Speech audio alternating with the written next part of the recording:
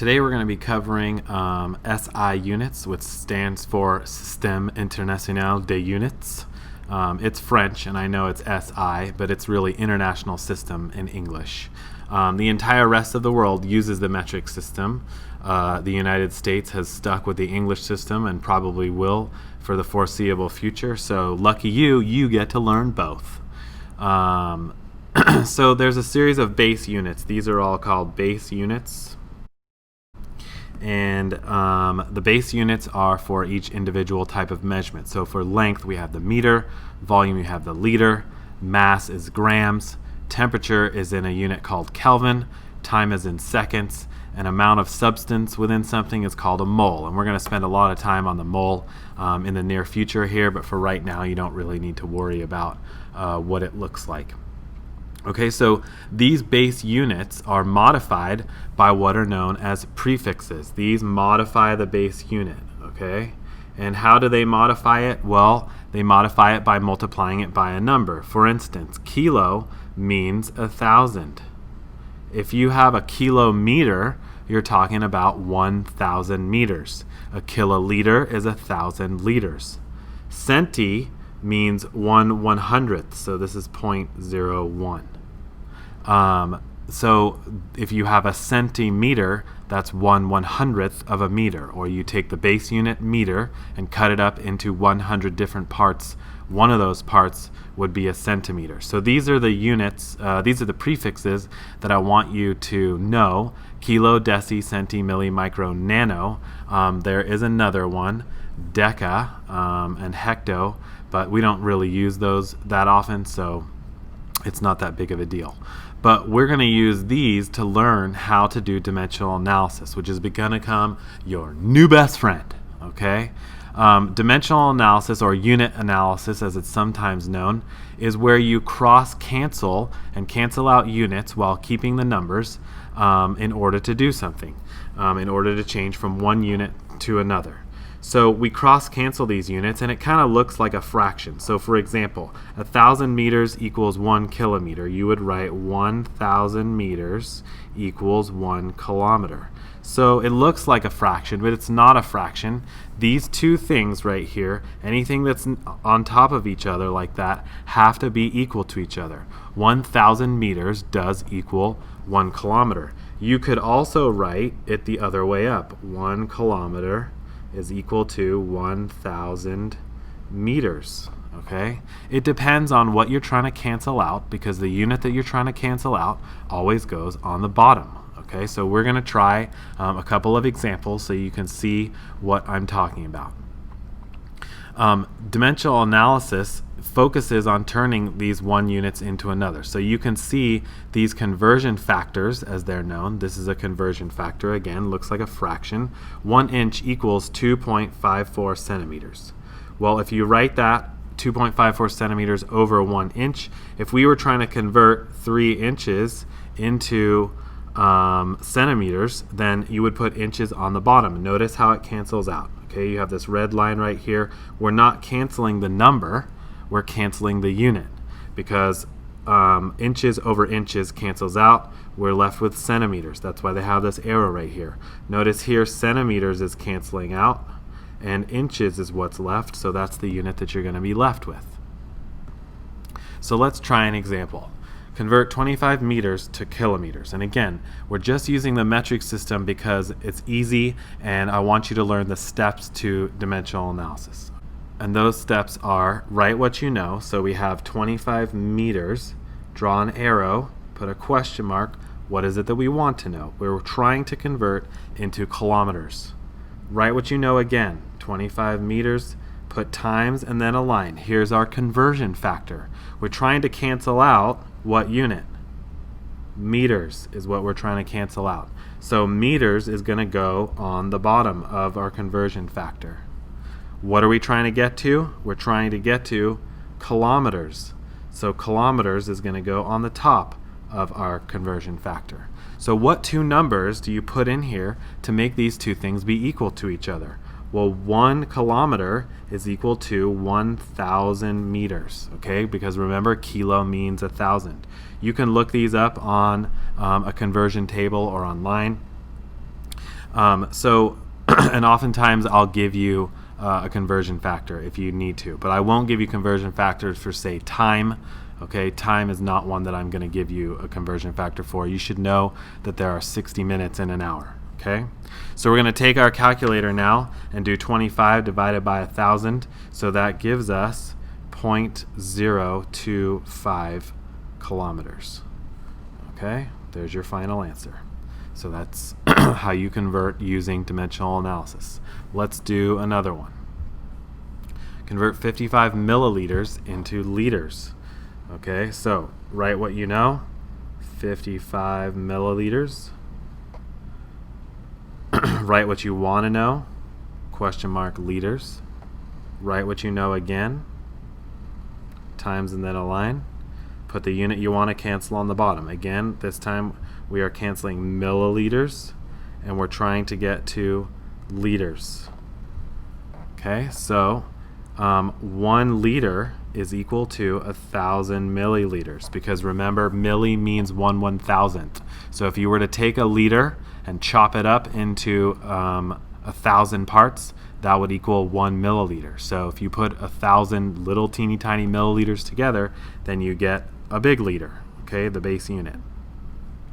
So 55 divided by 1,000, again we get 0.055 liters as our final answer. Let's try one last one. 25 kilomoles into millimoles. Now here, this one becomes a little bit more tricky, okay? 25 kilomoles, we want to turn it into millimoles, but there is no conversion from kilo to milli, okay? The only thing you can ever do with a prefix like kilo is convert it into the base unit. So what is the base unit for kilomole? The base unit is the mole. So we're going to have to convert it into moles first. 1 mole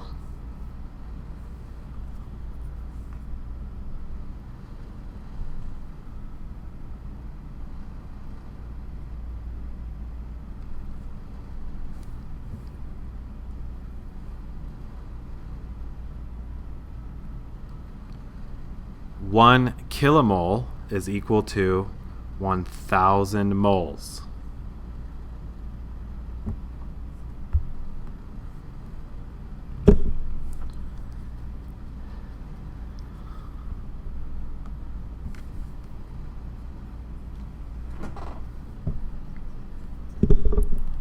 So let's try a final example here. This one's going to be a little bit more challenging because we have 2 prefixes involved, not just one. Okay, so we have 25 kilomoles, and we want to know how many millimoles that converts into. You cannot directly go in dimensional analysis from one prefix to another prefix. You first have to convert into the base unit. So we have kilomoles on the bottom. What is the base unit in kilomole? Well, kilo is the prefix, mole is the base unit. So we're going to convert back to the base unit. We know that 1 kilo of anything is 1,000 of that thing. So 1 kilomole equals 1,000 moles. Now we're in moles, and we can convert to millimoles. Okay?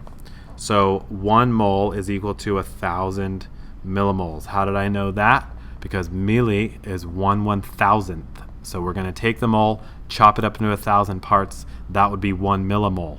So if you put those 1,000 things together, you get 1 mole. Okay? So when you multiply this out, you get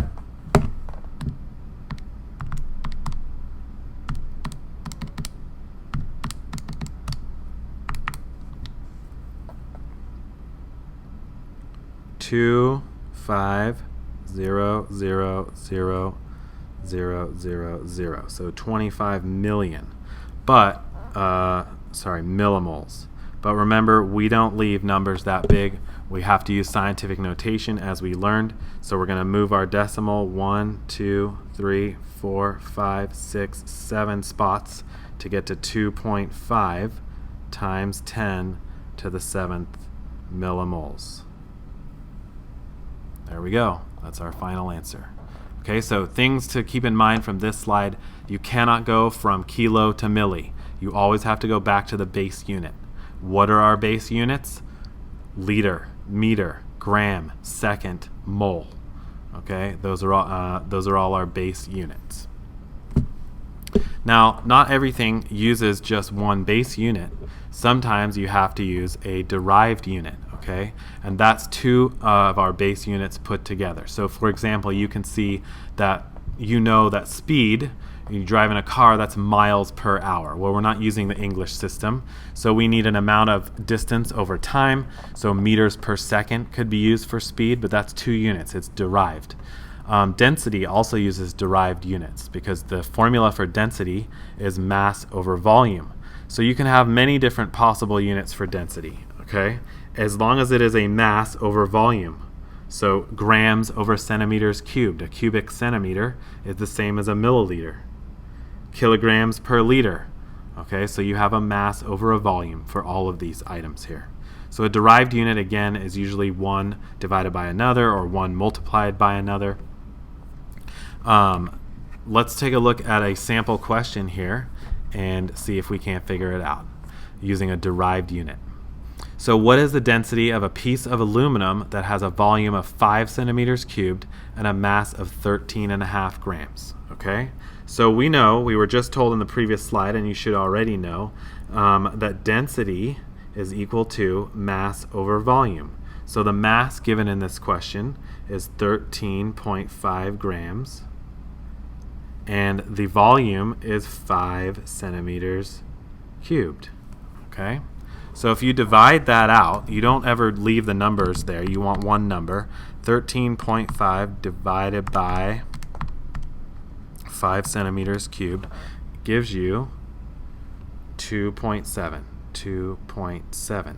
And the unit is going to be, well, a gram divided by centimeters cubed doesn't turn into something else. It remains grams per centimeter cubed. Okay, so that's your answer, 2.7 grams per centimeter cubed.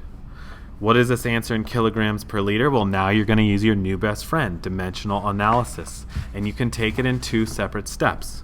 Okay, so 2.7 grams per centimeter cubed times and then a line. It doesn't matter which one you do first. Let's say we want to convert the grams into kilograms. Well, we're going to cancel grams by putting it on the bottom. Grams goes on the bottom and kilograms goes on the top. What's how many grams in a kilogram? Remember, kilo means 1,000, so 1 kilogram is equal to 1,000 grams. Okay. Now we are going to convert our centimeters cubed. Since it's on the bottom over here, we're going to put it on the top over here. I just got through telling you that centimeter cubed is the same as a milliliter. Sometimes it's easier to write it out without the numbers first so you can plan out your thinking. Then I'm going to be canceling out the milliliter and converting it into a liter, right? So these are the same thing. 1 centimeter cubed is equal to a milliliter. Remember, milli means 1/1000th, so a milliliter would be 1/1000th of a liter.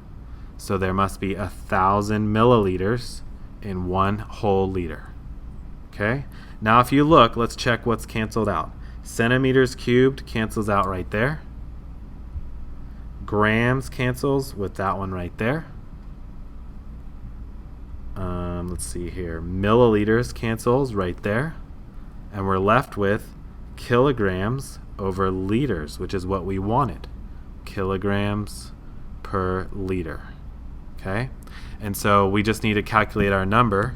2.7 times 1,000 divided by 1,000. Oh, look at that. Comes out to be 2.7. So 2.7 grams per centimeter cubed is also 2.7 kilograms per liter. It's party time!